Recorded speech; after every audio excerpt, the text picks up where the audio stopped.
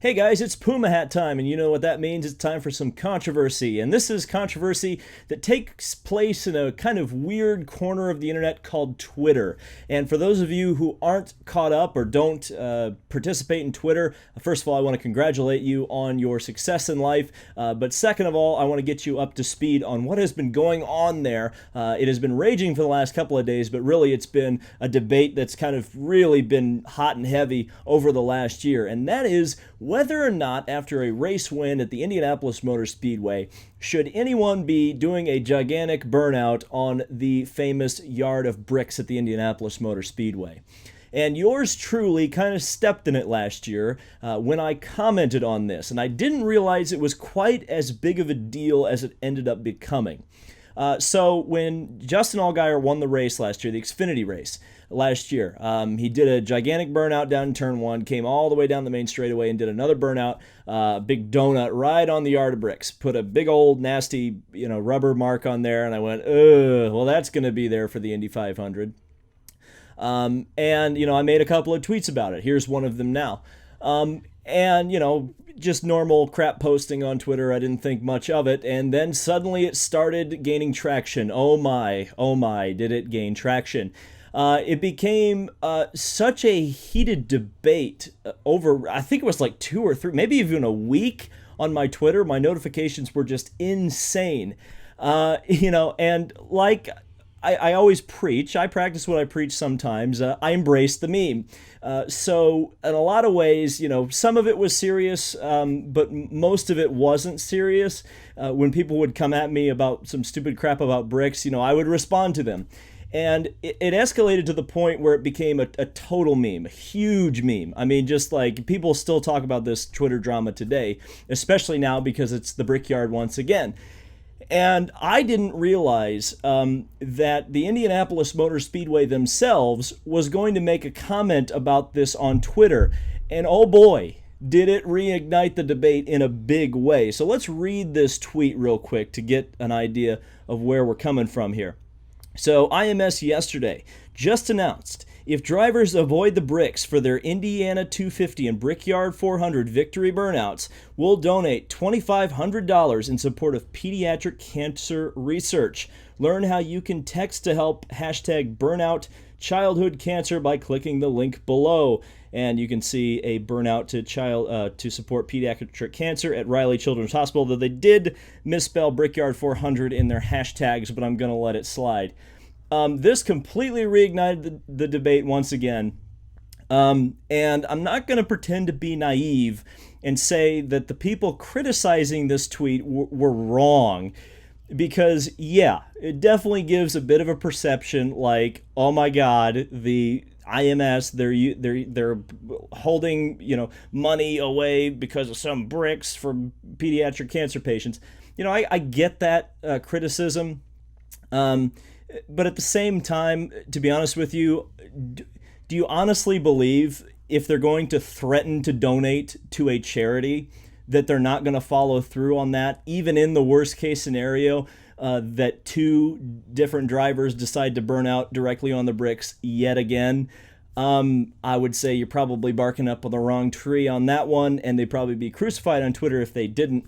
But this was a fairly low-risk thing for IMS to do, and a thing that would have a big benefit not only to the Brickyard 400 weekend to stir up a little controversy, get people talking, but they used a controversy that's been so hot on social media to get attention towards Riley Children's Hospital. And I wouldn't be surprised at all if a lot of the quote tweets and people screaming about how horrible it is generated some donations to Riley Children's Hospital that wouldn't have been there had IMS not made this tweet. And again, $2,500 is not going to cure cancer, but it sure as hell can feed or clothe some kids in need. And again, I don't think there's any way that that money is not going to get donated. And like I said, $2,500 is not going to cure cancer.